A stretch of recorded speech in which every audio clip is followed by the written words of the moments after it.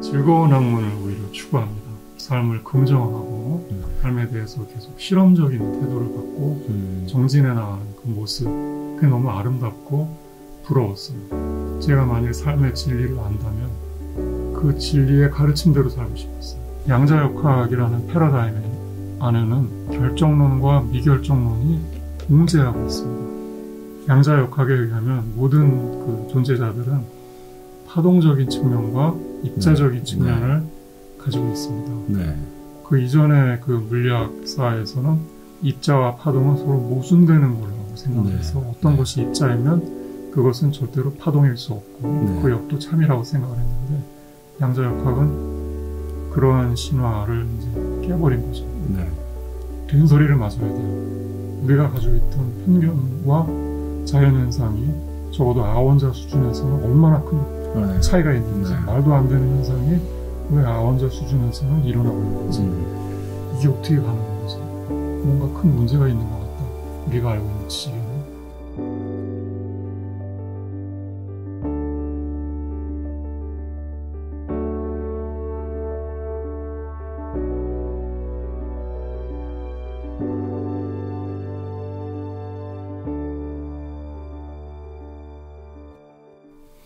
안녕하십니까. 롱테이블 첫 번째 시간입니다. 이번 시간에는 연세대학교 철학과 교수이신 이승종 선생님 모시고 진행하도록 하겠습니다. 이승종 선생님께서는 한국에서 비트겐슈타인 연구로 상당한 명성을 얻으셨고요. 실제로 한국에서 비트겐슈타인에 관한 한 최고의 권위자라고 해도 과언이 아닐 듯합니다. 그런데 비단 비트겐슈타인뿐이 아니고 나아가서는 하이데거, 그리고 더 나아가서는 동아시아 사유까지 폭넓게 연구하고 계시는 한국에서는 보기 드문 광범위한 연구를 진행하고 계시는 대단한 철학자이시기도 합니다. 선생님께서는 연세대학교 철학과를 학부를 졸업을 하셨고요. 그리고 연세대학교 철학과에서 역시 대학원에서 석사를, 그리고 도미하셔서 수니 버팔로, 스탠 유니버시티 오브 뉴욕이죠. 버팔로에서 박사학위를 취득하셨습니다. 역시 비트겐슈타인 연구로 박사학위를 취득하셨고요. 그리고 비트겐슈타인이 살아있다면이라는 비트겐슈타인 연구서로 상당히 오래전에 출간됐습니다만 학계의 주목을 받은 바 있고요. 그 외에도 크로스오버 하이데거라는 하이데거에 관련된 연구소로 다시 한번 학계에 상당한 파장을 불러일으킨 바 있습니다. 특히나 최근에 지난 한 5년 내에 대단히 많은 그 책들을 저술을 하시고 출간하시고 계신데요. 대단한 어떤 그 철학적 열정을 보여주고 계시지 않나라는 생각도 외람되지만 해봅니다. 그 책들을 한번 그 일별해 보면은요,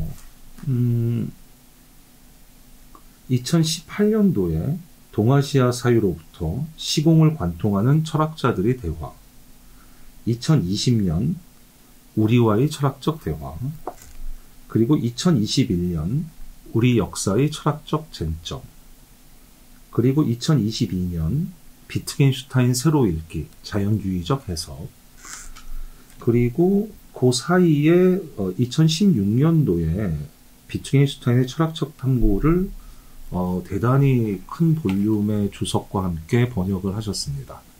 그래서 이거는 뭐 연구 번역서라고 그런 어떤 제목의 타이틀에 결코 부끄럽지 않은 그런 대단한 작업을 하셨고요. 이번에 이제 2024년 들어서 역사적 분석 철학이라는 역작을 출간하셨는데요. 오늘 대화는 이 역사적 분석 철학을 중심으로 이끌어 가볼까 합니다. 물론 이제 이 책만은 아니고 이승종 선생님의 광범위한 어떤 철학 연구 대상들을 전체적으로 한번 짚어보면서 어떤 식의 철학적 입장과 철학적 통찰을 가지고 계시는지 알아보는 시간이 되었으면 하는 바람입니다. 그럼 여기서 이승종 선생님 모시겠습니다. 선생님 안녕하십니까? 안녕하세요. 네, 반갑습니다. 우리 오시는데 뭐 어려움은 없으셨나요? 네, 즐거운 길이었습니다. 네, 그 날씨도 워낙 좋고 해서 오늘은 아주 축복받은 날이 아닌가 싶은 생각도 들고요. 우선 첫 번째 질문, 어떻게 보면 약간 공식 질문 같은 건데요. 선생님께서 나는 어떤 철학에 발을 담궈야겠다. 어떤 형태로든지. 꼭 무슨 평생 나는 철학을 업으로 할 거야는 아닐지라도. 그게 이제 보통은 대학을 진학할 때 이제 철학과를 선택하는 식으로 대체적으로는 아마도 현상하지 않을까 싶습니다. 그래서 선생님께서 대학을 철학과를 선택하시게 된 어떤 계기나 어떤 순간 같은 게 있을까요? 예, 저는 어려서부터 책을 좋아했고, 책에 이렇게 흠뻑 빠져드는 그런 경향이 있었는데, 고등학교 때 제가 접한 유럽의 작가들의 성장소설들, 작가들의 이름을 거론하자면, 헤르만 헤세, 타마스 만, 서머셋 모, 이런 분들의 그 작품에 제가 흠뻑 빠져들면서 삶의 무게나 깊이 이런 거에 이제 눈을 뜨게 됐습니다. 그래서 그분들이 지향하는 것처럼 보여지는 그런 방식으로 삶을 살고 싶다는 생각을 하게 됐고, 그런 삶에 적합한 대학에서의 그 과 이름이 철학이라는 것을 아주 어렴풋게나마 이제 알게 되었죠. 그래서 철학과에 들어가서 구도자로 삶을 살고 싶다라는 아주 순수하면서도 단순한 그런 동기를 품고 대학의 철학과에 문을 두드리게 되었습니다. 그러니까 그때는 이제 고등학교 네. 시절, 참 가장 감수성이 예민하던 시절이었겠네요.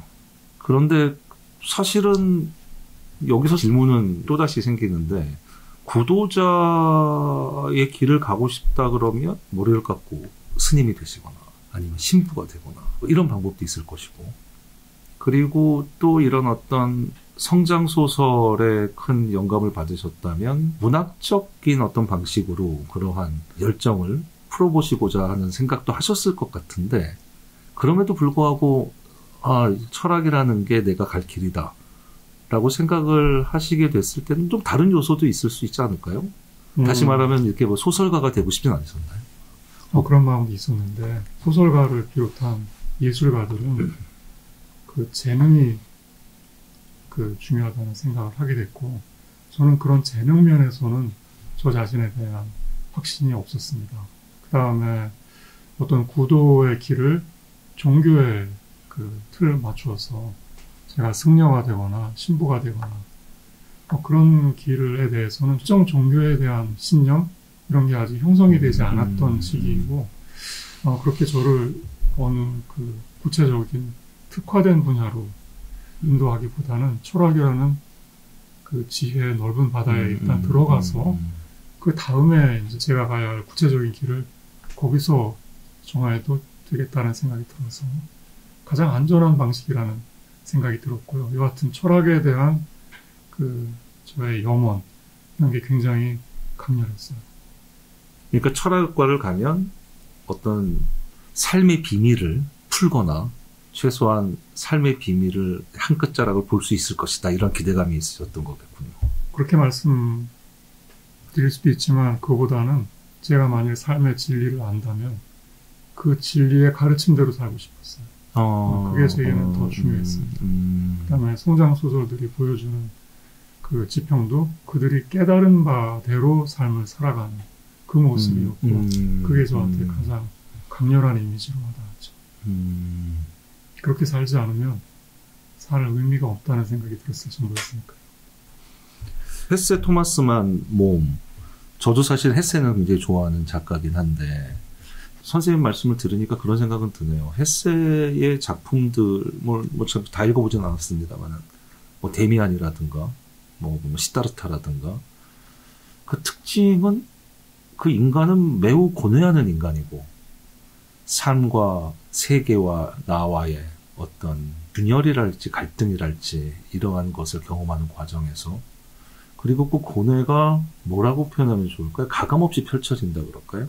그러니까 척하지 않고 타협하지 않고 그것과 정면으로 몸으로 부딪혀서 균열에 맞서고자 하는 의지 같은 게 보인다는 생각을 해요. 그러니까 선생님 말씀 들어보니까 그런 어떤 깨달음이 있다면 그 깨달음대로 살고 싶다는 것도, 그런 어떤 타협 없는 암과 나의 삶 사이의 어떤 자연스러운 이행, 연속성, 뭐 이런 쪽을 추구하셨다라고 이해를 해도 좋겠습니까? 근데 선생님께서 말씀하신 고뇌라는 표현이 네. 당시에 제게는 좀 낯설었어요. 저는 고뇌형 인간은 아니고 저는 즐거운 학문을 오히려 추구합니다. 제가 헬스에게서 배운 것도 고뇌하는 모습이라기보다는 삶을 긍정하고 삶에 대해서 계속 실험적인 태도를 갖고 정진해 나가는 그 모습, 그게 너무 아름답고 부러웠어요. 저는 그 헬스의 작품 혹은 뭐 타마스 만이나 서머신 보험의 성장 소설에서도 고뇌의 그늘 같은 거는 별로 제게 이렇게 캐치가 되지 않았습니다. 오히려 그분들은 저에게 굉장히 밝고 즐거운 길을 열어 밝혀주는 것처럼 보였어요.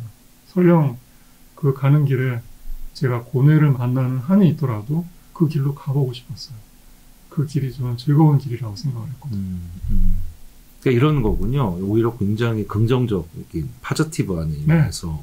나를 무언가의 세계에 던져보고 거기서 나오는 세계의 어떤 피드백을 받고 또 무언가를 또 머릿속으로 그리고 또 거기서 또 다시 한번 들어가 보고 이러면서 인간이라는 존재가 점점 성장해가는 그러니까 선생님께서 앞서서 이제 성장소설에 특히 매료되셨다는 말씀이 그런 어떤 그 세계에 나를 던지고 거기서 또 뭔가 알아내고 내가 변화하고 또다시 살아가고 또 다른 세계를 만나고 또다시 조금 더 스텝업되고 약간 이런 어떤 과정 이런 과정이라고 할 수 있겠네요.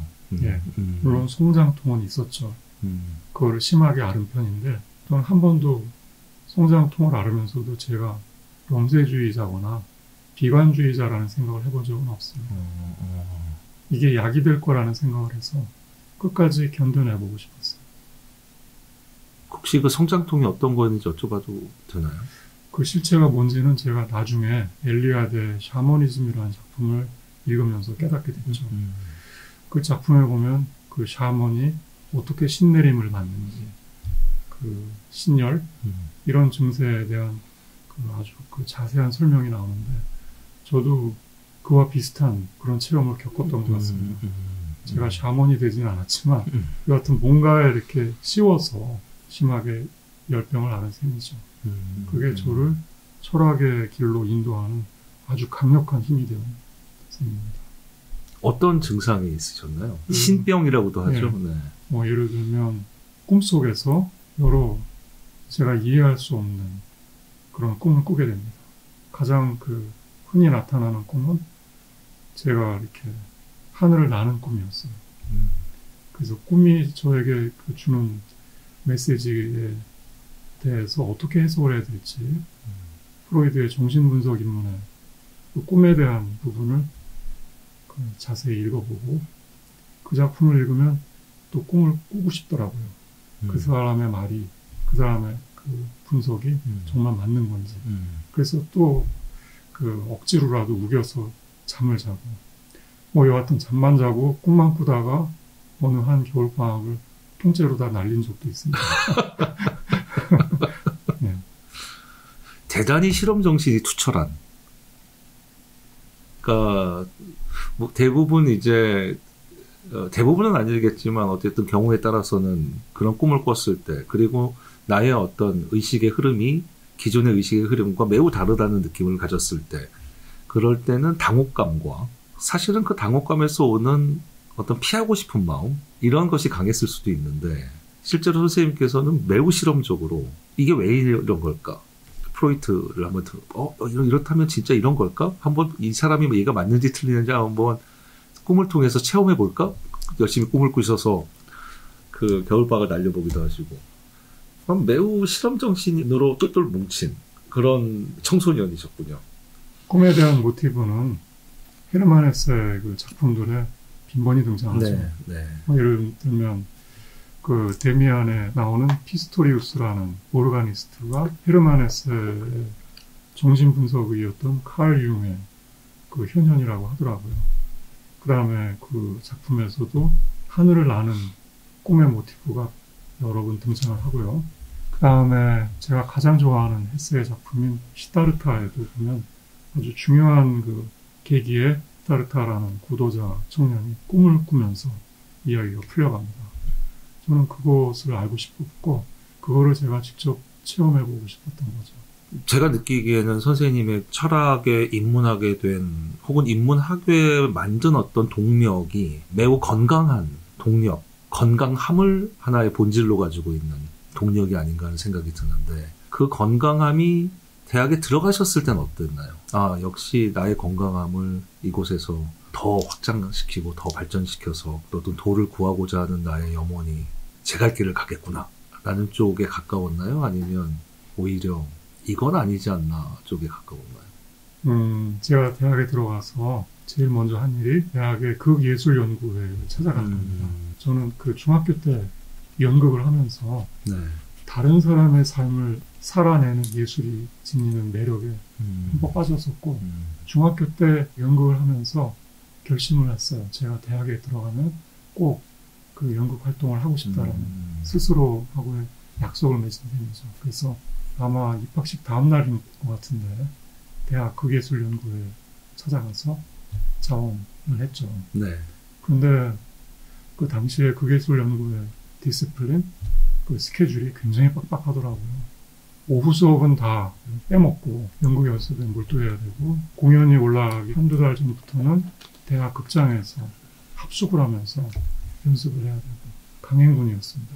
그러다 보니까 학점 관리에 문제가 생기더라고요. 박사경고 직전까지 가게 되고 제가 본 선배들은 졸업을 포기하는 분들 적지 않이 계셨고 그게 어떤 명예로운 훈장처럼 여겨지기도 했고요. 근데 저는 연극인이 되고자 대학에 들어간 건 아니었고 제가 합숙 훈련을 하던 극장에서 맞은편에 도서관이 있었는데 대학 도서관에 밤늦도록 불이 환하게 켜있는 거 보면 아 내가 저 길 가 있어야 왜 여기서 연극 인생을 걷고 있지 이런 후회가 들기도 했어요. 더 큰 문제는 제가 들어가서 한 연극 활동 자체는 아주 만족스럽고 제가 몰입할 수 있었는데 그 연극반 선배들이 한 분 한 분이 다 너무나 개성이 강했습니다. 그래서 저로서는 감당이 안 됐어요. 감당이 안 되는 개성이었군요. 그렇죠. 그래서 고민을 하다가 점차로 연극반으로부터 멀어지게 돼서 자연스럽게 학문의 세계로 그러니까 극장에 있던 학생회관에서 그 맞은편에 도서관으로 음악하게 됐죠. 그리고 철학과에 들어가서 수강한 수업들은 처음에는 대부분 철학사에 관한 수업들이 많았는데 그게 오늘 다루고자 하는 역사적 분석 철학을 구상하는데 모태가 되었죠. 근데 당시만 해도 물을 닦으러 철학과에 들어온 학생이 철학사에 대한 연구를 꼭 해야만 되는지 거기에 대해서 본인 자신이 잘 설득이 되질 않았어요. 이걸 왜 해야 되지? 그러나 교수님들께서 열광하시고 잘 이끌어 주시니까 그냥 마지못해서 공부는 많이 했는데 그 제가 생각했던 철학과 좀 거리감이 들기도 하고 해서 방황이 적지 않았죠.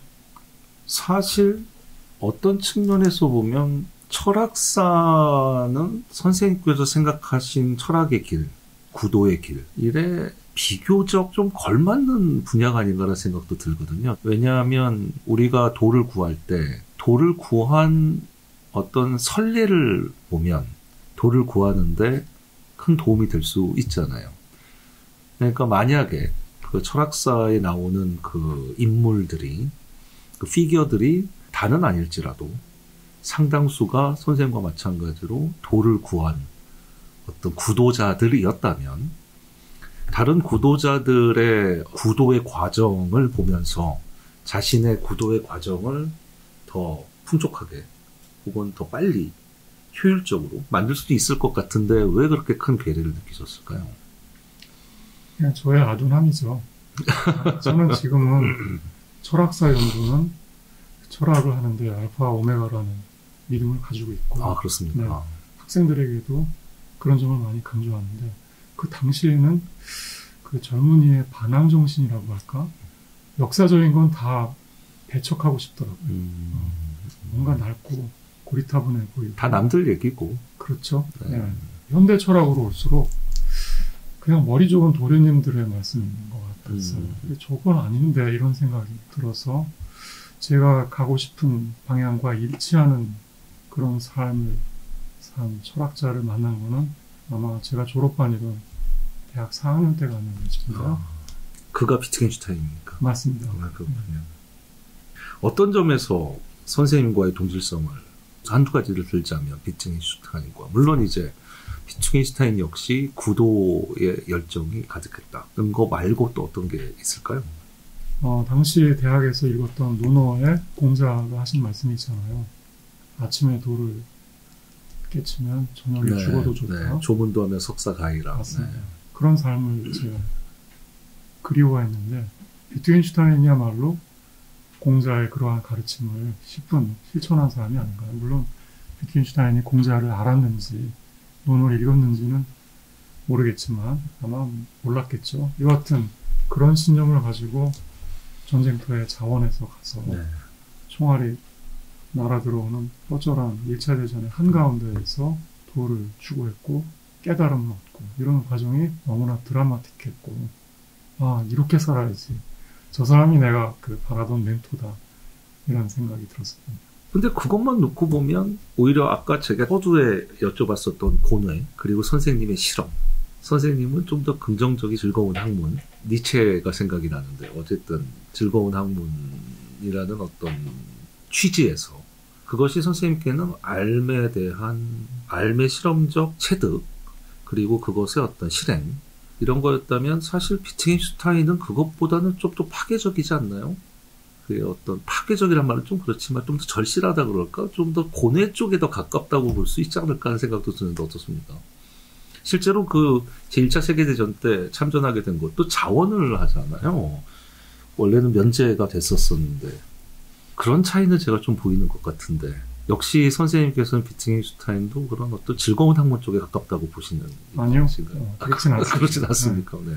자살 중동에 늘 시달려야 했고 부유한 가정에서 자라긴 했지만 제 형이 자살하는 그런 아픔을 겪었고 비트겐슈타인과 저는 많이 다르죠. 저는 비트겐슈타인과 같은 삶을 살고 싶어 했지만 제가 비트겐슈타인이 아니라는 거는 누구보다도 더 잘 알고 있었습니다. 그 다음에 또 하나 비트겐슈타인을 연구를 하면서 제가 점차로 깨닫게 된 거가 그가 삶에서 보여준 어떤 치열한 구도자로서의 정신과 그가 실제로 남긴 방대한 유고들에서 보여주는 철학은 제가 기대했던 거는 좀 다른 방식으로 전개가 돼서 역시 비트겐슈타인도 내가 추구하는 철학의 길과 딱 일치하는 사람은 아니구나 하는 것을 연구를 하면 할수록 서서히 더 깨닫게 됐죠.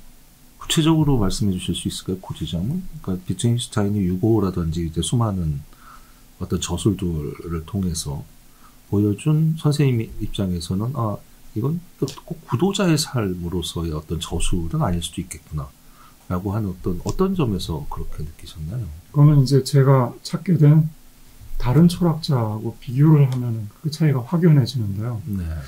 저는 미국에서 박사 논문을 제출하기 전후해서 하이데거의 저술들을 읽게 되었습니다.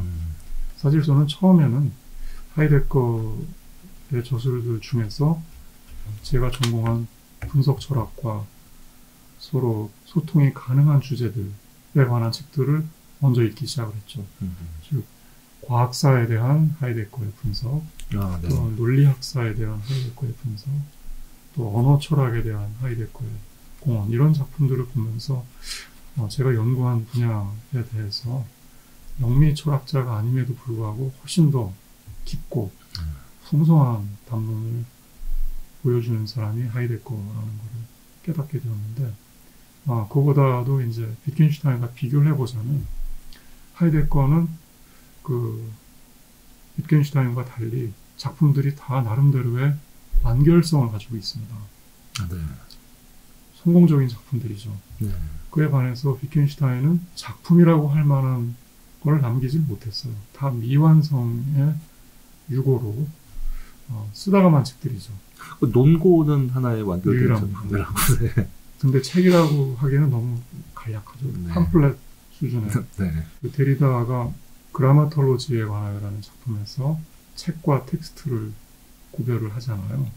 책이 지니는 완결성을 비판을 하면서 텍스트가 우리의 삶에 더 가깝고 텍스트는 살아 움직이는 생물 같은 거고 시작과 끝이 없는 거고 계속 진행 중인 거라는 식으로 이야기를 풀어가는데 그런 점에서 빗대어 보자면 비켄슈타인은 텍스트를 쓰다가 인생을 보낸 사람인 것 같고 거의 다 일기거든요.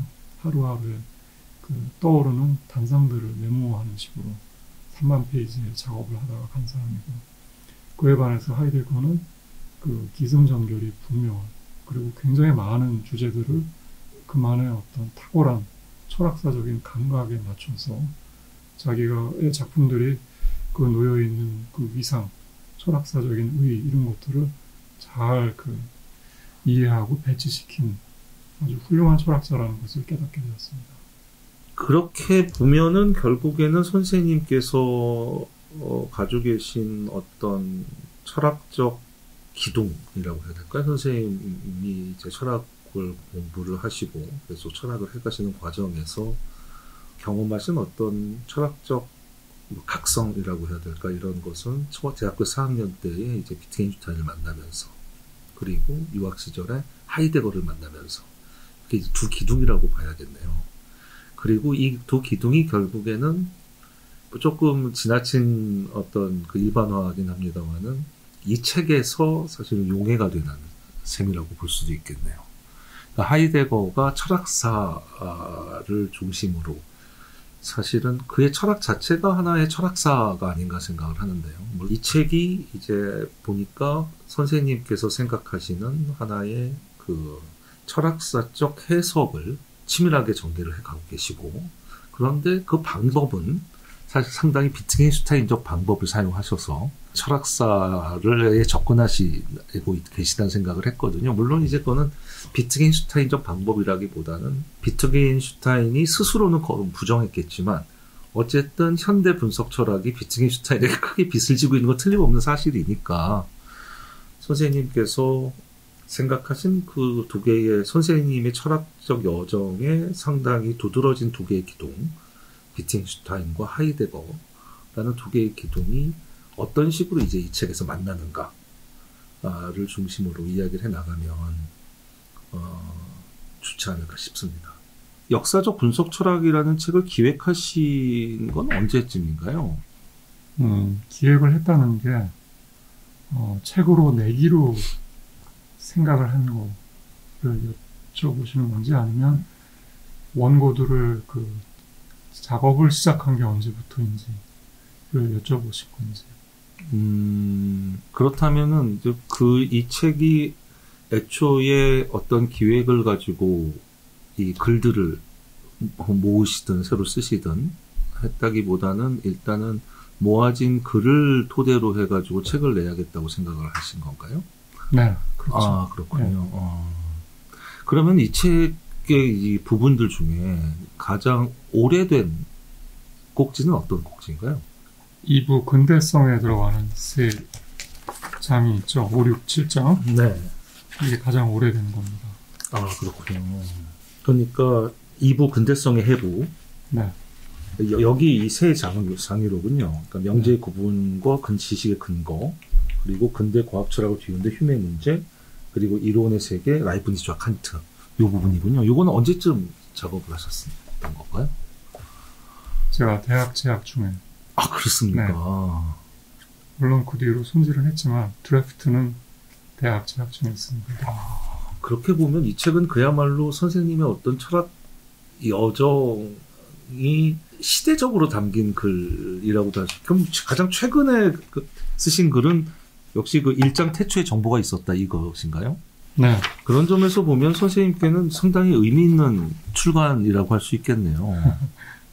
선생님께서 79학번으로 맞습니다. 알고 있는데 그러면 이제 80년대 초반부터 예. 2024년까지 이르는 네. 뭐 2024년이 마지막 그 글은 아닐지 몰라도 적어도 그러면은 거의 한 40년에 걸친 네. 그 노고가 깃들어 있는 노작이군요. 그러니까 오히려 더 이 책이 좀 더 입체적으로 다가오네요. 그러니까 2부의 근대성의 해부라는 제목을 가지고 있는 이 2부가 사실은 어떤 분석 철학 혹은 언어 철학 과학을 만약에 좀 거슬러 올라가서 그 연원을 찾아본다면 우선은 만날 수 있는 철학자들, 일단 뭐 휴մ, 라이프니츠, 물론 이제 통상적으로 현대 분석 철학의 비조는 이제 프레게라고 봅니다만은 그 연원을 찾아 올라간다면 사실 쉽게 이야기할 수 있는 게 라이프니츠고, 그리고 이제 라이프니츠를 이야기할 때 휴을 얘기하지 않을 수 없으니까, 그리고 또 라이프니츠와 휴을 얘기하면 당연히 칸트를 얘기하지 않을 수 없고, 이게 좀 아구가 맞춰지네요. 그렇게 말씀을 하시니까. 그래서 여기를 중심으로 해가지고 이제 확장을 해 나가기 시작을 하셨고, 그리고 또 말씀하셨던 대로 비트겐슈타인과 하이데거를 만나면서 그것이 좀 더 포괄적이고, 그리고 좀 더 입체적으로 철학사가 드러나게 되는 뭐 이런 식의 어떤 그 과정을 보여주시지 않았나라는 생각이 듭니다. 제가 일단 첫 번째 질문을 좀 드리자면 이 책에 대해서, 이 책의 제목이 역사적 분석 철학인데, 제가 느끼기에는 역사적 분석 철학이라는 제목을 접했을 때 크게 두 가지의 어떤 해석이 가능하지 않나라는 생각을 했습니다. 첫 번째는 말 그대로 이제 뭐 역사적 분석 철학이라 그러면 통상적으로 생각을 할 때 분석 철학은 이제 뭘 역사적이다 라는 어떤 인식이 있는 것 같아요. 저도 사실 그런 인식을 좀 가지고 있습니다.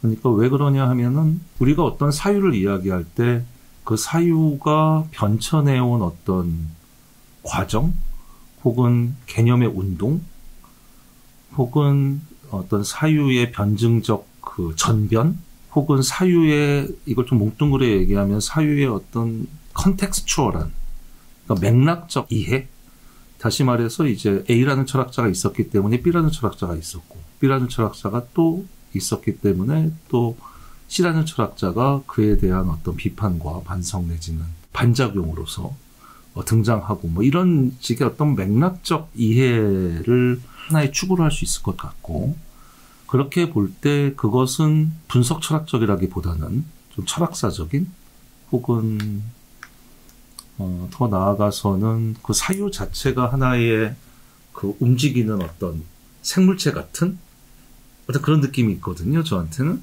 근데 이제 분석 철학이라고 할 때는 그런 어떤 사유의 흐름이라든지 이런 것과는 독립적으로 어떠한 사태를 명징하게 볼 수 있는 어떤 틀을 구상하고, 그 구상한 그 틀을 가지고서 선생님이 이제 표현대로 하자면 당면한 어떤 문제를 풀어내는 이제 그런 식의 작업이라고 저는 이제 이해를 하고 있습니다. 그런 점에서 보면은 사실 역사적이라는 것하고 분석 철학적이다라고 하는 것은 아주 과하게 얘기하면 모순관계처럼 보이기도 하거든요. 한쪽은 역사를 강하게 매개하고 있고, 다른 쪽은 역사와는 상당히 독립적이다 라는 느낌을 사실 저는 지울 수가 없는데, 선생님께서 역사적 분석 철학이라는 상당히 도전적인, 제가 느끼기엔 제목을 가지고서 이 책을 저술하시고 출간하셨어요. 그러니까 여기 지금 제가 말씀드린 이 점에 대해서 선생님이 가지고 계신 어떤 입장 내지는 견해는 어떤 것일까요? 지금 선생님이 하신 말씀이 다 맞습니다. 일리가 있고요. 그런데 저는 그 뭘 역사적이라는 분석 철학에 역사적이라는 형용사를 붙인 셈인데, 그 선생님이 말씀하신 그런 구별을 염두에 둔 건 아닙니다. 선생님이 말씀하신 구별이란 역사적이라는 그 효용사가 그 효용하는 분석 철학이나 무엇이건 간에 역사적이라는 효용사가 지니는 의미와 어떤 것에 역사가 있었다라는 것의 의미는 확연히 구별되어야 하는데, 그게 지금 역사적 분석 철학이라는 그 책의 제목에서는 형용 모순처럼 혼재해 있는 거 아닌가라는 지적에 대해서 지적은 맞지만, 그리고 그런 구분도 유효하지만 저의 작업은 그런 구별을 염두에 둔 건 아니고요. 저는 그 역사적인 분석 철학이라는 프로젝트로 두 가지 가설을 나름대로 띄워보고 그걸 검증해 보는 데 초점이 맞춰져 있습니다. 그 첫 번째는 그 분석 철학의 논제나 이론이나 도그마 이런 것들이 서양 철학사에서 이미 발견되는 거다라는 게 아닙니다. 그건 저의 주장이 아닙니다. 제가 띄우고자 하는 가설이 아니고요. 제가 띄우고자 하는 첫 번째 가설은 그런 게 아니라 분석 철학과 닮은 방식으로 철학적인 문제를 분석하는 자세나 태도가 서양 철학사와 함께 늘 있어 왔다는 늘 그런 실천이 있어 왔다는 걸 정당화해 보고 싶었고요. 그 다음에 두 번째로는 소위 말하는 현대 분석 철학, 20세기 이후의 분석 철학은 고대에서부터 있어온 서양의 그러한 분석적인 전통이 하나의 사조로서 강화된 그런 거라고 저는 해석을 하는 거죠. 이제 선생님, 이게 상당히 좀 미묘한 면이 있는데요. 이제 첫 번째 경우에는 이제 선생님이 말씀하신 첫 번째 가설, 그러니까 분석 철학적 방법과 닮은 어떤 방법으로 철학을 논구해온 그런 역사가 있었다. 고대로부터. 꼭 어떤 분석 철학적 방법이 고대에서 그렇게 드러났다라기보다는 그것과 닮은 어떤 방법이 혹은 어떤 같은 태도로서 철학을 대하는 어떤 비슷한 태도가 있었다. 뭐 이런 말씀으로 이제 이해가 되거든요. 제가 아까 이제 두 가지 말씀드린다고 하고서 한 가지밖에 말씀을 못 드렸는데 역사적 분석 철학이 아니라 분석 철학의 역사? 뭐 이런 거는 가능하지 않겠나라고 이제 두 가지로 해석이 된다는 말씀을 드리려고 했었던 거거든요. 근데 이제 선생님 말씀으로 저희 두 번째 해석은 논파가 되네요. 그러니까 분석 철학의 역사가 이렇게 장구한 역사를 가지고서 플라톤 시대부터 나아가서 뭐 소크라테스 시절부터 쭉 있어 왔다. 라기보다는 분석적 방법을 사용한 그런 역사가 있어 왔고 이거는 서양 철학사의 어떤 흐름에서 굉장히 중요한 하나의 방법으로 자리매김한 것이었다. 그리고 이제 그러한 것을 보여주겠다라는 것으로 이제 이 책을 저술하셨다는 말씀인 것 같아요. 제가 이해하기로는. 그럼에도 불구하고 제가 생각했던 문제는 남는다고 생각을 하는데 통상적으로 우리가 철학사를 보는 어떤 시각 내지는 철학사를 다루는 어떤 태도 나아가서 철학사를 저술하는 방식 이런 것은 상당히 맥락 의존적이거든요. 우리가 이제 역사적이다라고 할 때는 이런 게 좀 간접적으로 숨겨져 있는 것 같습니다.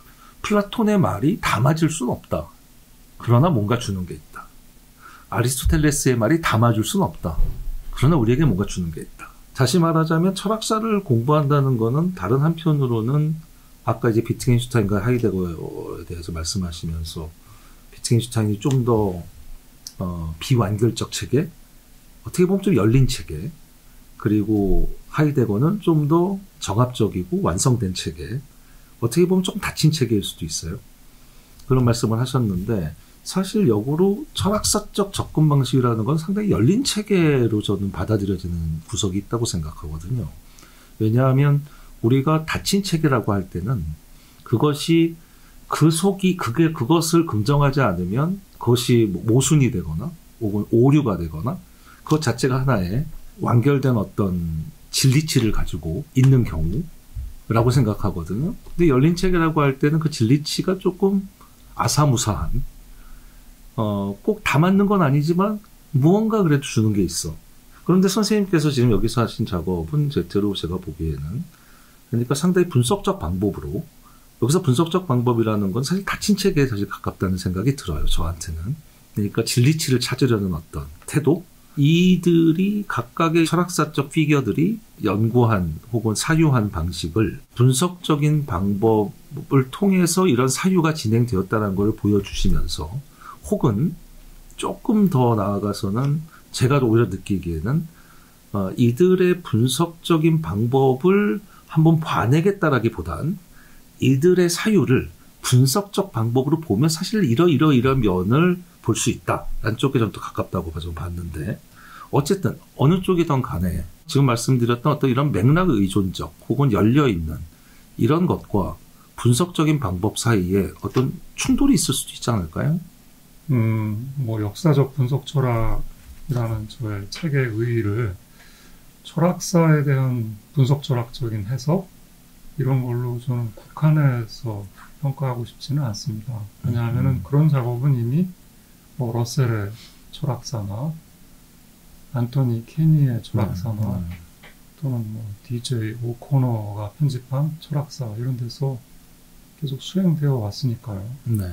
저는 그분들이 한 작업을 다시 따라하거나 반복하려는 게 아니라 분석 철학이 분석 철학자들의 전유물이 아니라 서양 철학사의 탄생부터 지금까지 연면이 이어져 내려온 전통이라는 걸 보이려 했다는 거. 그거를 저는 의의로 꼽습니다. 어떠한 그 철학사에 등장하는 사유도 그 얼개를 들여다보면 논증이라고 할 만한 것을 찾아낼 수가 있죠. 네. 그 어떠한 담론 안에서 논증을 찾아내면 그 논증이 얼마나 타당한 건지 아닌지를 분석하고 살펴보는 작업이 당연히 있어야겠죠. 그리고 그거는 분석 철학자들의 전유물만은 아니고 그러한 사유를 지어낸 사람들도 그런 그 자기 사유의 얼개가 지니는 정합성이나 어떤 논증적인 타당성 이런 것에 대한 성찰이 다 각각이 스며 배어 있습니다. 이런 것들이 계속 그 누적이 되면서 또 전승이 되면서 20세기의 하나의 철학 사조로 그 포텐을 터뜨린 게 분석 철학이라는 생각이 들어요. 그래서 저는 분석 철학의 방법으로 철학사를 막 그 난도질하려는 게 아니라 철학사에 등장하는 거장들이 했던 사유 중에 그 우리가 분석적이라고 할 만한 사유들을 잘 풀어 펼쳐 보이는 그런 작업을 한 걸로 이해해 주셨으면 합니다. 약간 이제 질문을 포커스 조금 옮겨서 선생님이 생각하시는 그렇다면 사유에 있어서 논증의 역할은 어떤 것일까요? 소위 뭐 분석적 논증이라고 해도 좋겠습니다만은 아주 극단적인 경우에는 논증이 중요한 게 아니고 내가 무엇을 받느냐가 중요하다고 얘기할 수도 있잖아요, 누군가가. 그러니까 심지어는 많은 논증들이 오고 간 것 같이 보이는 소크라테스의 대화편조차도, 정확히 이제 플라톤의 대화편조차도 그 안에서 이제 소크라테스의 여러 가지 이제 논증 과정이 누군가에게는 그것이 무언가를 논증하기 위함이 아니라 단지 네가 알고 있는 것이 얼마나 무지했는지를 깨닫는 과정에 불과한 것이다 라고 얘기할 수도 있거든요. 이렇게 되면은 논증이 가지고 있는 어떤 건설적 의미 라기보다는 오히려 파괴적 의미 혹은 부정적 의미가 더 부각이 되는 거겠죠. 혹은 뭐 예를 들어 달라이 라마가 뭐 이런 얘기 했다는 게 아니고 뭐 이렇게 누군가가 와서 도대체 산다는 건 어떤 겁니까? 막 물어봤는데 달라이 라마가 뭐 산다는 건 지게를 지고 산을 올라가는 것 같은 것이지 뭐 이런 얘기를 했다고 한다면 그건 사실 논증이 아니잖아요. 그렇다면은 어쨌든 선생님께서 논증을 중심으로 철학사를 해석하셨고 그리고 그들이 이러이러한 어떤 분석된 논증을 해왔다. 그들의 사유에서라고 말씀하신다면 실제로 그냥 뭐 철학사고 뭐 이런 걸 다 떠나서 선생님께서 철학에서 논증이 가지는 어떤 무게는 어떤 거라고 생각하시나요?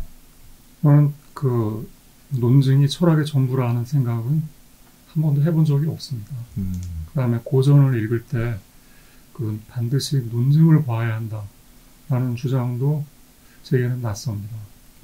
그 고전적인 사유는 여러 가지 위대한 요소들이 혼재해 있고 논증은 그 중에 하나일 뿐이라는 생각이 들어요. 그렇다고 해서 논증을 완전히 무시할 수는 없죠.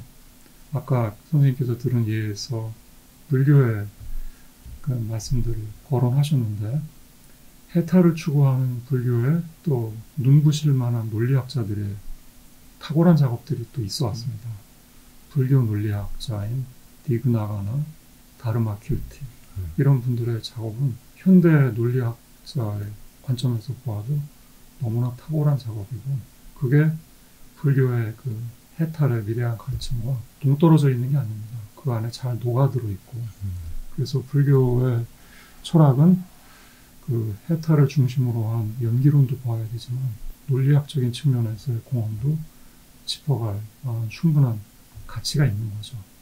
서양 철학사도 마찬가지라고 생각합니다. 플라톤의 대화편에 위대한 가르침이 굉장히 많이 있는데 또 그 중에서는 그 논증의 얼개, 말들의 질서에 대해서도 살펴보아야 할 것들이 있습니다. 그다음에 그 당시에 철학 사상가분들도 그런 감수성을 가지고 있었고 그걸 나름대로 형식화하려는 작업을 했었죠. 아리스토텔레스가 대표적인 그 업적을 남겼고요. 그래서 아리스토텔레스의 철학을 논리학의 출발로 놓지 않습니까? 논리학적인 그리고 분석적인 그러한 그 사유 방식은 서양 철학사의 시작부터 있어 왔고 또 이게 꼭 서양 철학사에만 해당되는 것도 아닙니다. 인도 철학사, 불교 철학사, 현진시대 철학사에도 논리학적인 그러한 작업들을 결코 간과할 수 없는 중요한 그 요소들이죠. 그럼 이렇게 이해를 해도 되겠습니까? 깨달음으로 가는 다양한 길이 있을 수 있는데 그 중에 한 길이 어떤 논증적인 혹은 논리적인 길도 있을 수 있다. 이렇게 이해를 해도 되겠습니까? 예를 들어 이를테면 선생님께서 불교 말씀하시니까 제가 바로 떠오른 거는 까르주나가 떠올랐거든요. 중론이 떠올랐는데 중론이라는 게 물론 저도 이제 중론이 워낙 복잡한 논의를 가지고 있고 해서 다 이해하고 있지는 못합니다만 어쨌든 무언가 가장 그 깨달음에게 있어서 중요한 것은 어떤 가장 이상적인 어떤 포인트를 잡아가는 것인데 그걸 이제 중이라고 한다면 그거를 이제 잡아가는 과정을 실제로 나가르주나가 펼쳐가는 방식은 논리적인 방식으로 펼쳐가잖아요. 그러니까 이런 논리적인 방식을 쫓아갔을 때 뭔가 이제 깨달음을 얻을 수 있는 그런 식으로 그런 식의 어떤 의도를 가진 것으로 중론이 구성되어 있다고 저는 생각을 합니다. 마치 그런 것처럼 논증이라든지 논리라든지 이런 것이 어떤 깨달음으로 이룰 수 있는 어떤 하나의 그 산길 중에 하나, 정상으로 가는 산길 중에 다양한 산길이 있겠죠. 경우에 따라서 이제 간화선 같은 데서는 아주 극단적인 경우에는 죽비로 내려치면서 깨달으라고 그런 경우도 있고 이러니까요. 그렇게 이해를 해도 될까요? 일단 말이 있는 곳에는 말의 질서에 대한 성찰이 필요합니다. 그리고 말의 질서에 대한 성찰이 필요한 곳에는 분석 정신이 들어가게 되고 거기서 싹 트는 게 논증과 논리학 그런 식으로 얼개를 잡아나가면 되겠습니다. 저의 경우에는 나가르주나는 그 이전의 아비달마를 비롯한 여러 초기 불교 철학의 논사들의 논증들을 해체하는 그런데 위대한 공헌을 남긴 해체론적인 철학자이자 논리학자로 기억합니다. 조금 더 좀 구체적으로 좀 보겠습니다. 제가 우선은 첫 번째로 여쭤보고 싶은 거는 이제 9장이 칸트와 현대 물리학이라는 제목을 달고 있습니다. 그리고 이제 칸트의 철학과 양자역학을 서로 연결을 시켜서 말씀을 하고 계세요. 그리고 이제 두 번째로 그것이 이제 보여주는 하나의 동질성 혹은 동근원성은 이것이 3인칭 철학도 아니고 1인칭 철학도 아니고 이제 2인칭 철학이라는 점에서 모인다라고 말씀하신 걸 제가 이해를 했습니다. 그런데 일단은 그 두 개를 좀 나눠서 좀 상세 설명을 좀 해주실 수 있으실까요? 칸트의 수리 철학, 다시 말해 수학과 관련된 어떤 견해와 양자역학은 어떤 식으로 연결이 되는 걸까요? 혹은 칸트의 이직론과 혹은 칸트의 물리학과 양자역학은요? 칸트가 수학과 자연과학을 선험적 종합 판단으로 이루어진 학문이라고 이야기를 했죠. 네. 그게 이제 칸트의 그 당시에 그 인류에게 처음으로 주어진 고전역학이라는 네. 체계에 대한 아주 탁월한 네. 철학적인 해석이었다고 생각을 했고, 그게 이제 칸트를 그 철학사에서 큰 획을 그은 위대한 사상가로 자리매김하게 하는 공헌이라고 생각을 합니다. 즉 당대에 처음으로 주어진 그 고전역학이라는 패러다임의 철학적인 그 어떤 해명을 해냈다는 점에서, 그런데 이제 그게 그 촉발이 되어서 물론 시작은 갈릴레오부터라고 이야기를 하지만 우리가 자연현상을 이해할 때 수학을 자연의 기획투사를 해서 네. 수학적으로 번역을 하는 이런 방식으로 자연과학을 이해하는 그 물줄기가 생겼습니다.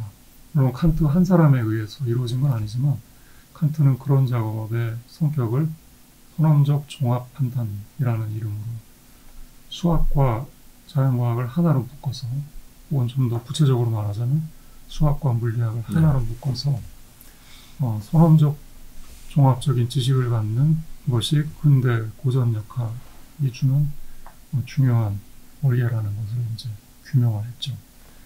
거기에 들어간 수학은 우리가 잘 알다시피 유클리드 기하, 그리고 거기에 들어간 그 과학은 고전역학이고요. 하나를 더 첨언하자면 아리스토텔레스의 논리학이 이제 들어가서 그러한 칸트의 해석이 그 하나의 삼각대를 이루면서 인식론적인 혁명을 하게 되는데, 저는 그 현대에도 그러한 작업이 계속 이어지고 있다고 생각을 합니다. 물론 현대에 와서 우리는 유클리드 기하학이 아닌 비유클리드 기하학을 우리가 알게 되었고, 그 다음에 아리스토텔레스 논리학이 아닌 수리 논리학을 알게 되었고, 그 다음에 고전역학이 아닌 양자역학을 알게 되었는데, 이들을 얽어서 하나의 철학적인 해석을 만드는 기법은 칸트가 했던 것과 크게 다르지 않습니다. 그래서 우리는 예를 들어 양자역학을 양자 논리학으로 해석을 하기도 하고요. 그게 폰 노이만이라는 그 수학자이자 논리학자인 헝가리 태생의 그 학자의 위대한 공헌이죠. 어제 보니까 수학자들의 수학자라고. 예, 수학자들의 왕, 이렇게 표현하더라고요. 예. 네. 그 다음에 유클리드 기하학을 대체하는 두 종류의 비유클리드 기하학 중에 리만 기하학이 그 아인슈타인의 부름을 받아서, 아인슈타인은 리만 기하학을 가지고 그 시공간에 대한 상대성 이론을 짜나갑니다. 마찬가지로 그 양자역학에서도 하이젠베르그가 고안한 매트릭스 이론이라는 수학하고요. 또 슈레딩거가 고안한 파동함수라는 수학이 그 주춧돌이 되어서 양자역학의 코펜하겐 해석이라는 하나의 표준적인 해석이 등장하게 되죠. 즉 칸트가 했던 작업을 우리 시대에는 일종의 노동분업을 통해서 지금 제가 열거한 그 학자들에 의해서 물리학과 수학의 가교가 형성이 되었고, 그 아이디어와 기법은 비슷합니다. 그 자연현상을 수학이라는 매뉴얼을 통해서 번역을 해내는 작업을 그런 방식으로 현대 물리학의 그 어떤 엣지들을 잘 해석해낸 거라는 점에서 칸트의 그러한 통찰은 지금도 유효하다고 생각을 합니다. 그러니까 칸트가 가지고 있었던 세계에 대한 인식 혹은 수학 물리학에 대한 어떤 관점, 그리고 수학과 물리학을 연결시키는 방식, 이러한 것이 내용이 현대 물리학, 뭐 양자역학 혹은 리만 가설 등등의 이러한 현대 물리학적 견해와 내용적으로 뭐 연결이 된다라기보다는 그 어떤 방식 혹은 형식적인 측면에서 같은 근원을 가지고 있다라고 보시는 거군요. 그러면 여기서 조금 더 나아가서 그거를 칸트가 아니고 뉴턴에서 찾을 수는 없나요? 결국엔 뉴턴도 물리학적 세계와 수학적 세계를 같은 것으로, 다시 말해서 물리학을 수학으로 풀어낸 사람이고, 그러나 유클리드 기하학을 기본적으로 전제한 그런 수학과 물리학을, 수학적 물리학을 개진한 사람이고, 그러면 그 방식 자체가 현대 물리학의 이 방식과 굳이 칸트를 거치지 않더라도 같은 근원을 가진 것으로 볼 수도 있지 않나요? 그런데 이제 유념해야 할 것이, 네. 물리학자들 혹은 수학자들은 주어진 현상에 대한 이론을 만들면 그걸로 그들의 임무는 완성된 거라고 생각을 합니다. 네. 이제 뉴턴의 경우에는 자신의 작품에 자연 철학의 수학적 원리라는 네. 이름을 붙여서 마치 뉴턴도 철학에 공헌한 바가 있구나, 그런 오도적인 생각을 갖기 쉬운데, 뉴턴은 철저히 그 작품에 관한 한 물리학자였죠. 수리 물리학자라고 할 수 있겠습니다. 자연 철학의 수학적 원리의 그 내용은. 그런데 이제 그러한 뉴턴의 작업에 철학적인 주춧돌, 근거, 해석을 준 사람이 칸트라고 생각을 합니다. 그래서 칸트의 작업은 뉴턴의 작업과 서로 양립 가능하면서 철학적으로 더 풍성한 옷을 입혀주었다고 할 수 있죠. 그 현대에 와서 사실 양자역학이 그 20세기 초반에 등장했을 때 양자역학에 대한 수학적인 그 체계는 일찌감치 만들어졌습니다. 네. 역시 20세기 초반에.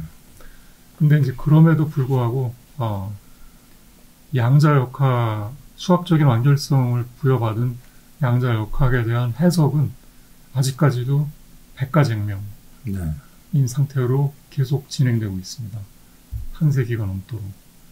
그리고 그 해석에 관한 한 그 양자역학의 문제는 물리학자들만의 문제가 아니라 철학자들이 끼어들 그 여지가 상당하죠.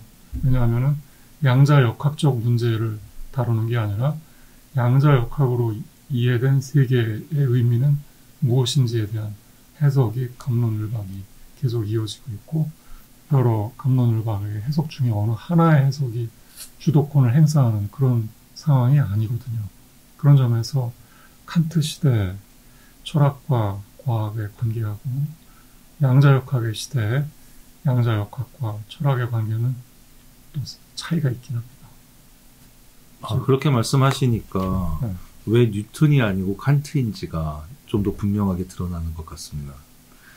그럼에도 조금 사실은 제가 이전 물리학 쪽에 워낙 문외한이어서 그런데, 그럼에도 불구하고 조금 이제 의문이 남는 것은 어떤 철학적 백가쟁명의 시대라고 하셨고, 양자역학이 발견이라는 표현이 맞는지 모르겠습니다만 어쨌든 양자역학이 성립이 되고 보는 세계가 보는 사람의 해석에 따라서, 특히 철학자들의 해석에 따라서 매우 다양하게 이루어진다라는 말씀이 뭐 그렇겠구나라는 생각은 들지만 딱 그게 선명하게 오질 않아서, 대표적인 좀 대조적인 몇 가지 그 어떤 예를 좀 들어서 설명해 주실 수는 없으실까요?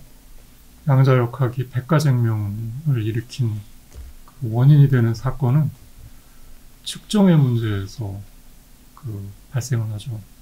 그리고 양자역학에서의 측정의 문제는 한마디로 파동함수가 붕괴되기 전과 후가 이렇게 판이하게 다를 수가 있느냐 하는 문제로 요약이 됩니다.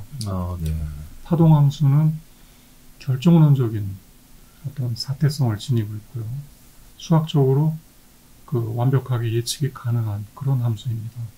그런데 이게 사람이 측정을 하는 순간 파동함수가 붕괴되면서 확률값이 하나의 결정된 값으로 바뀌는데, 그 결정된 값, 즉 측정의 값이 측정되기 이전에 어떤 확률파의 붕괴로 말미암아 정확한 수치를 갖게 되는데, 이 과정에 얽힌 미스테리가 이제 양자역학이 초래하는 측정의 문제이고, 그것을 어떻게 종합적으로 해석해내느냐 하는 것이 양자역학자들과 양자역학에 관심이 있는 철학자들 간의 백가쟁명을 야기하게 된 거죠. 한마디로 얘기를 하자면 양자역학이라는 패러다임 안에는 결정론과 미결정론이 측정의 사건을 전부로 해서 공제하고 있습니다. 그 이전에는 유례가 없는 현상이었죠. 그래서 양자역학의 창시자의 한 사람인 아인슈타인의 경우는 본인이 만든 양자역학임에도 불구하고 양자역학에 100%의 신뢰성을 주지 않았습니다. 양자역학은 일종의 미완의 도상에 있는 이론이고 좀 더 그 완성된 이론에 의해서 대체될 거라고 봤습니다. 그리고 그렇게 대체된 미래의 물리학은 아인슈타인이 신봉하고 있는 결정론적인 그런 형태를 취할 것이고, 지금 우리에게 주어져 있는 미결정 상태를 허용하는 그 양자역학은 불완전한 학문이라고 생각을 했었죠. 근데 이러한 그 아인슈타인의 진단은 EPR 실험과 그 조한 벨의 부등식이 나오면서 신뢰성을 의심받게 되었고, 결과적으로는 실험에 의해서 아인슈타인이 예측했던 양자역학의 불완전성이라는 그 신화는 깨어졌습니다. 즉 양자역학을 잠깐만요, 선생님. 제가 또 따라가기가 조금 버거워서 조금만 좀 확인을 좀 하고 그다음 말씀을 좀 들었으면 좋겠습니다. 그러니까 이제 파동함수라는 것이 저는 무엇인지는 정확히 모르겠습니다만은, 파동함수라는 거는 그 함수라는 그 용어가 가지고 있듯이 수학적으로 무언가가 이제 증명된 어떤 것일 것 같고요. 근데 그것이 이제 실험을 통해서 통계가 나오면, 뭐 실험이라는 건 기본적으로 오차를 가질 수밖에 없으니까 뭐 일정 정도 오차를 감안한다 하더라도 그 수학적 결론과 통계에 의한 또는 확률에 의한 결과가 그 불일치성이 두드러진다는 말씀이신 것 같아요. 양자역학이 결국 역학이 수학적으로 완전히 그 설명돼야 하는 것 같은데 설명되어야 함에도 불구하고 실제로 수학적으로 다 설명이 돼버리지 않는 그런 문제를 낳았다라는 말씀으로 제가 이해를 해도 되겠습니까? 그런 건 아니죠. 수학적인 설명은 다 가능은 한데, 네. 그 파동함수의 붕괴 전과 후가 그 수학의 양상이 달라진다는 거죠. 그럼 파동함수가 붕괴된다는 거는 어떤 거를 의미하는 겁니까? 우리가 측정하기 전까지는 네. 그 아원자 수준의 사태가 네. 파동으로 그 밖에 설명될 수 없습니다. 네. 그 다음에 그 파동은 확률파이고요. 그런데 우리가 네. 그 확률파에 접근을 해서 네. 측정의 도구를 사용해서 측정을 하는 순간 그 확률파는 사라지고 그 어떤 그 분절적인 측정 값만을 남기게 되죠. 그러니까 확률의 붕괴 과정. 이런 건가요? 그러면 네. 파동이라는 건 연속적인데 파동이라는 건 이렇게 연속적으로 이루어지는데 그것을 측정하는 순간 그 연속성이 깨진다 이런 뜻인가요? 네, 그런 뜻도 있죠. 근데 그게 다는 아니로군요. 네. 그게 다가 아니라면 그 나머지는 어떤 걸까요? 뭐 이렇게 얘기하면 어떨까요? 양자역학에 의하면 모든 그 존재자들은 파동적인 측면과 입자적인 측면을 가지고 있습니다. 네. 그 이전의 그 물리학사에서는 입자와 파동은 서로 모순되는 걸로 생각해서 어떤 것이 입자이면 그것은 절대로 파동일 수 없고 그 역도 참이라고 생각을 했는데, 양자역학은 그러한 신화를 이제 깨버린 거죠. 네. 측정하기 이전에는 파동입니다. 측정하기 이전에는 파동이고요. 근데 측정을 하는 순간 입자가 되어버립니다. 물론 거기에 대한 수학적인 서술은 충분히 가능해요. 그것도 역시 가능은 하군요. 네, 그런데 이제 파동일 때의 측정 전 파동인 상태의 수학적 서술과는 달라지게 되나요? 그렇죠. 거기서 생기는 모순 관계가 있을 수 있겠네요. 동일한 사태인데, 동일한 사태를 두 개의 수학적 서술을 그렇죠. 하도록 만드니까. 그 다음에 두 개의 수학적 서술이 두 가지 다른 세계관을 끌어들이고 있거든요. 그리고 두 가지가 다 온당한가요? 네. 그러니까 이건 마치 칸트의 이율배반과 비슷하게 되어버리는 거네요. 네. 그래서 여기에 이제 그 이율배반과 관련해서 연결을 지으셨던 거로군요. 그리고 이제 이 사태를 어떻게 해석할 것인가 하는 게 그 물리학자들과 철학자들에게 과제로 남겨지는 거죠. 그럼 결국엔 결단밖에 남지 않지 않습니까? 어떤 결단이요? 이쪽을 선택하든지 저쪽을 선택하든지.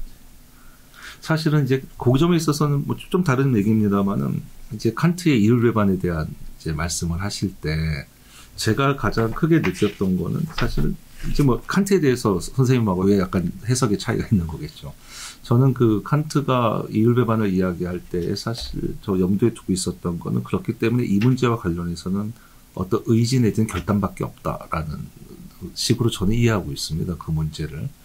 그래서 이제 이 말씀을 드린 건데 결국에는 이쪽도 논리적으로 완결되어 있고 저쪽도 논리적으로 완결되어 있고 둘 다 참이고 그렇게 되면은 우리는 어쨌든 세상을 살아야 하고 이쪽을 더 진리에 가까운 곳을 선택할지 저쪽을 더 진리에 가까운 곳으로 선택할지는 결국 개개인의 결단으로밖에 남지 않지 않을까라는 생각이 들어서 말씀을 드린 거고요. 그건 외에 또 다른 방법이 있을까요? 근데 이제 선생님의 말씀은 양자역학의 측정의 문제와 연관된 해석의 역사하고 조금 거리가 있습니다. 주소를 좀 잘못 찾아왔나요? 잘 모르겠습니다만 네. 어떠한 하나의 해석이 다른 해석들을 다 제압하고 있는 건 아니지만 그 양자역학의 창시자들이 이뤄왔던 해석이라는 점에서 표준적 해석이라고 할 수 있는 코펜하겐 해석은 네. 아무런 문제가 없다는 겁니다. 아, 그렇습니까? 예. 양쪽으로 다 서술이 가능해도요. 예. 수학적으로. 원래 자연이 그런 거 아닐까? 여하튼 그냥 그런 방법도 있겠네요. 네, 서로 상이한 수학이 동원된다 한들 그게 무슨 문제냐? 뭐 이런 얘기도 있죠. 코펜하겐 해석의 그 유지는 shut up and calculate라고요. 닥치고 계산하면 되죠. 그러면은 이 철학의 역할은 없어질 것 같은데요. 그래서 철학의 낌새를 보이는 그 물리학 논문이 투고가 되면 그것부터 일단 리젝트하라는 게 피지컬 리뷰라는 그 유수의 과학 저널의 편집장의 메시지였다는 그런 얘기가 있었습니다. 그러면은 상당히 어떤 그 테오리로부터 멀어지는 측면이 있을 수 있겠네요. 선생님 말씀 딱 듣고서 생각이 난 게 오히려 이제 다른 전혀 좀 엉뚱한 생각이긴 한데 현대에는 경제학이 실종됐다는 얘기를 하는 사람들이 있거든요. 남은 건 경영학밖에 없다. 마찬가지로 그냥 받아들여라. 중요한 거는 그것이 어떤 테오렘을 가진 것이든 네가 그걸 잘 이용해가지고 돈만 많이 벌면 된다. 뭐 이런 거거든요. 결국 그쪽 사회과학 쪽에서는. 그러니까 이쪽에서도 그건 뭐 파동을 가지고서 수학적 서술을 하든 입자를 가지고 수학적 서술을 하든 원래 자연이 그런 거니까 너는 그거 그냥 받아들이고 열심히 계산을 해가지고 네 계산 결과나 논문에 잘 올려봐. 뭐 이런 거네요. 어쨌든 제가 이제 선생님이 말씀을 잘 따라가질 못해가지고 중간에 이제 질문을 던진 것이고요. 여전히 사실은 뭐 다 이해는 안 됩니다만 대략적으로 선생님께서 어떤 말씀을 하시는지는 아주 대략적으로는 알 수 있을 것 같습니다. 근데 거기서 이제 아까 하시려는 말씀 계속해 주시면 제가 이제 앞선 질문에서는 이를테면 이제 어떤 사람이 이 세계를 보면서 다른 견해를 가지고 있느냐. 물론 지배적 견해는 없지만 어떻게 보면은 좀 더 전 사실은 좀 더 좀 실질적인 얘기를 듣고 싶어서요. 그러니까 우리가 철학적으로 본다 하더라도 저는 양자역학에 대해서 사실 몰라도 철학을 하고 있고 그러니까 뭐 양자역학을 꼭 알아야만 철학을 할 수 있는 것도 아니고 삶을 살아갈 수 있는 것도 아니잖아요. 그럼에도 불구하고 어쨌든 자연을 보는 굉장히 중요한 해석이라고 하는 측면에서 보면 그 삶의 측면에서 봤을 때 어떻게 달라지나요? 이 양자역학을 보는 어떤 시각의 차이가 어떻게 세계를 보는 시각의 차이로 바뀔 수 있는지가 좀 구체적으로 와닿지 않아서 질문을 던졌던 겁니다. 그래서 만약에 어떤 뭐 예가 있다면 대표적인 예가 있다면 들어주시면 좀 이해에 도움이 될 것 같아서요. 처음에 양자역학을 저는 실험에 관한 텍스트들을 통해서 접했습니다. 네. 대표적인 실험이 슈턴게를락 실험이라는 게 있고 또 하나는 이제 그거는 겹침이라는 슈퍼포지션에 관한 중요한 역사적인 실험이고요. 또 하나는 그 얽힘으로 번역되는 인탱글먼트와 연관된 EPR 실험이라는 게 있죠.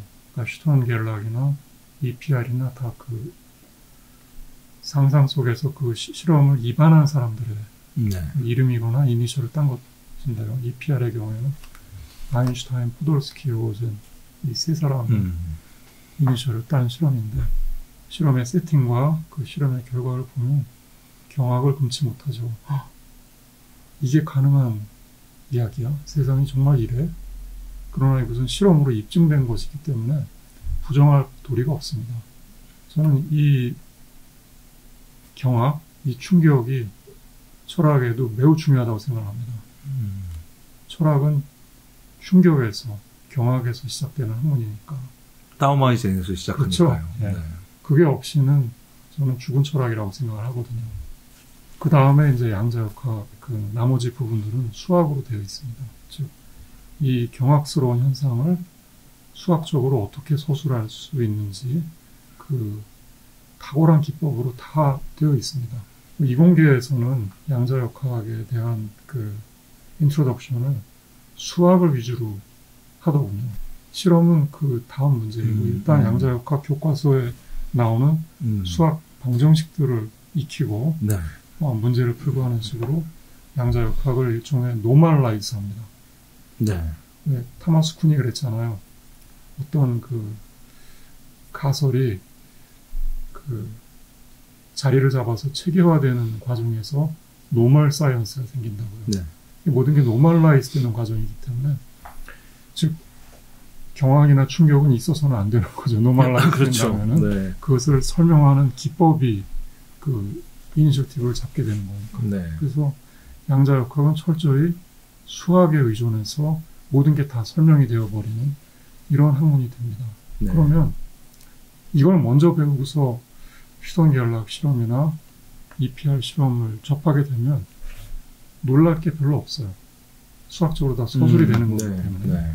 노멀라이즈 돼 있으니까. 그렇죠. 노멀라이즈 돼 있기 때문에 다른 물리학 교과서에 나오는 여타의 실험과 구별이 안 됩니다. 과거의 실험들도 다 수학적으로 잘 설명이 되어 있고 우리는 그거를 공부해서 익히면 되는 거니까. 네.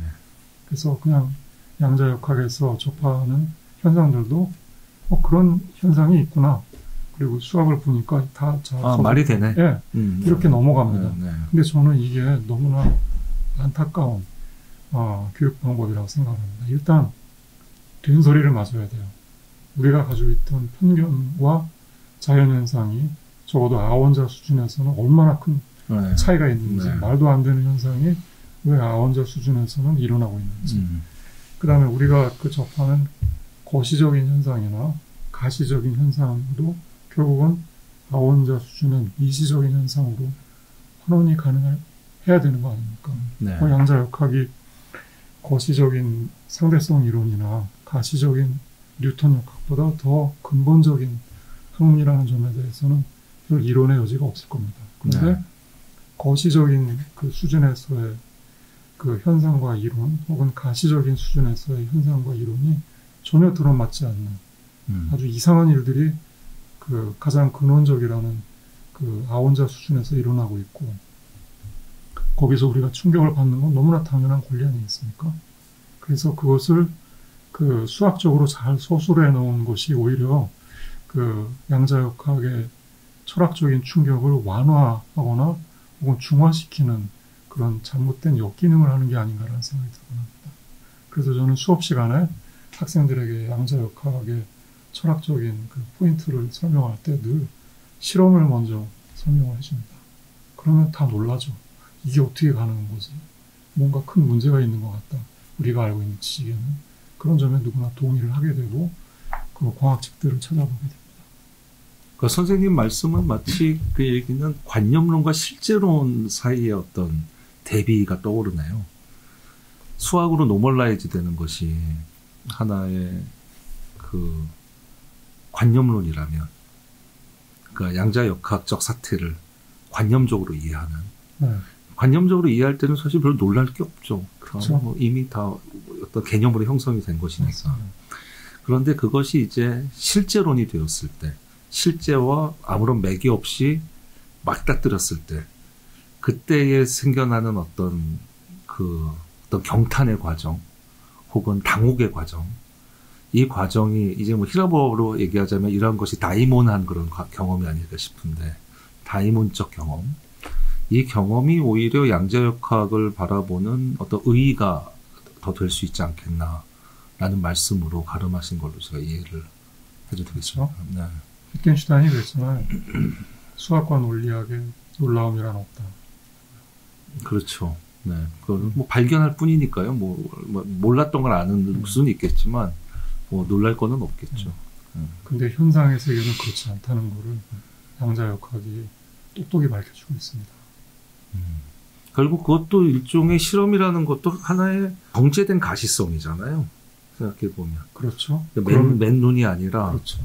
좀 더 다른 어떤 도구나 혹은 어떤 실험의 정식을 빌어서 다른 제2의 가시성의 영역을 이제 여는 것이니까. 물론 그렇죠. 그럼에도 불구하고 그러한 인공적인 세팅을 뚫고 나와서 우리에게 주는 충격파가 있습니다. 일단은 양자역학에 대한 얘기는 여기까지로 하고요.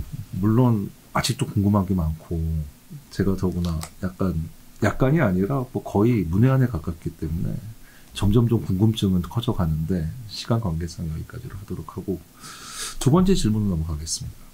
선생님께서 여기서 이제 표현하고 계시는 2인칭적 철학이라는 것이 어떤 것을 의미하는 것인지 그리고 그것이 칸트와 어떻게 연결이 되는 것인지 특히 이제 그 도처에 실제로는 그 표현이 나오기는 하는데 특히 이 9장의 말미에서 그 표현을 확인할 수 있었어요. 제가 생각할 때도 인치적 그 철학이라는 것이 저에게도 낯설지는 않고요.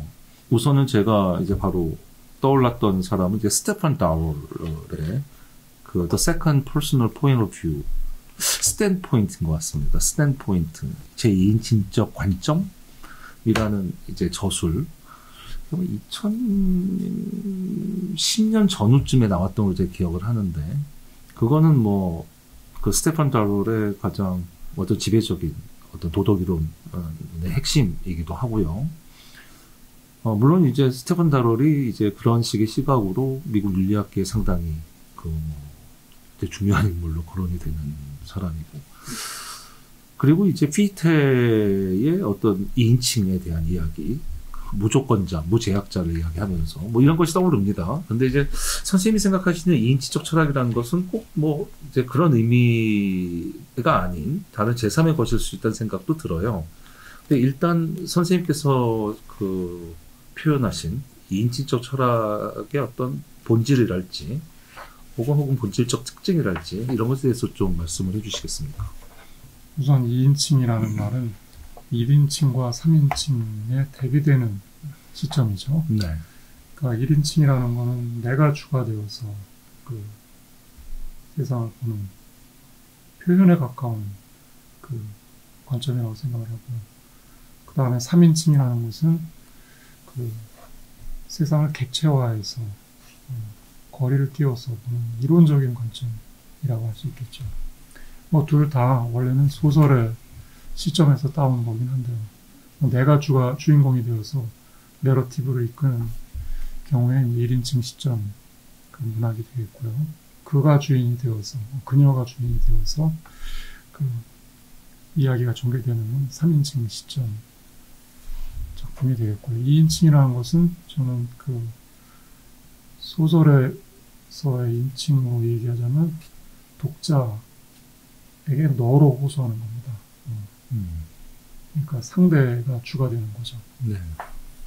그러면은 저는 이제 그러한 인칭의 뿌리를 어떤 너라는 상대 타자에서 잡는 것도 하나의 방법이지만 그거보다는 만남의 접점의 사건을 저는 중요시합니다. 그 만남이 주체가 되는 나나 만남의 객체가 되는 대상이 아니라 너와 내가 만나는 바로 그 사태에 초점을 두고자 하는 게 2인칭 철학의 이념인데 저는 뭐 다월을 읽거나 혹은 나와 너의 저자인 부버를 읽으면서 2인칭을 떠올린 건 아니고요. 철학이라는 말 안에서 저는 찾아냈습니다. 철학이라는 말이 그 그리스어로 필로소피아인데 필리아라는 말은 사랑이고 그 다음에 소피아라는 말은 지혜라고 하잖아요. 그래서 철학을 지혜에 대한 사랑이라고 했습니다. 그게 이제 고대 그리스어의 그 근거를 둔 철학에 대한 공식적인 정의인데 저는 철학이 사랑이라는 점이 확 받아왔습니다. 사랑은 절대적으로 2인칭적인 사건이거든요. 나와 너가 만나서 그 만남을 통해서 이루어지는 사건이기 때문에 철학은 저는 2인칭적이라고 생각을 합니다. 그 어원 자체가 저의 이러한 해석을 이렇게 함축을 하고 있고요. 그 다음에 사랑은 굉장히 강렬한 거죠.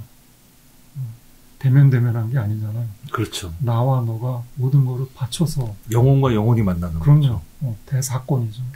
저는 철학이야말로 가장 강도 높은 만남의 사건이어야 한다고 생각을 합니다.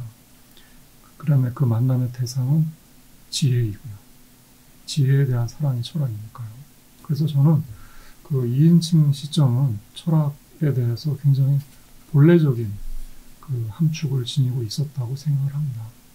저 자신의 어떤 고안물이나 혹은 부버나 다오알의 고안물이 아니라 철학은 그 처음에 태동할 때부터 그런 강렬한 사건, 만남의 사건을 기억하기 위한 그리고 그것을 계속 재점화하기 위한 하나의 시도로서 마련된 게 아닌가 하는 생각이 듭니다. 엄청난 축복이죠. 그렇게 보실 수도 있지만 이제 선생님께서 말씀하신 그 필로소피아라는 단어를 가지고 1인칭 시점에서 혹은 3인칭 시점에서도 설명할 수 있을 것 같거든요. 이를테면 어쨌든 사랑을 하려면은 사랑을 하는 내가 있어야 하지 않습니까? 그리고 사랑의 대상이 있어야 하고. 그러면 일단은 그 사랑의 주체가 설정되어야 된다는 가장 근원적 사실에서 1인칭적으로 설명할 수가 있을 것 같고요. 선생님께서 말씀하셨던 뜻이 뭐 사랑 혹은 만남이라고 우리가 바로 하지 않습니까? 그 바로 하는 사실은 내가 하는 것임에도 불구하고 3인칭 시점에서 보는 거죠.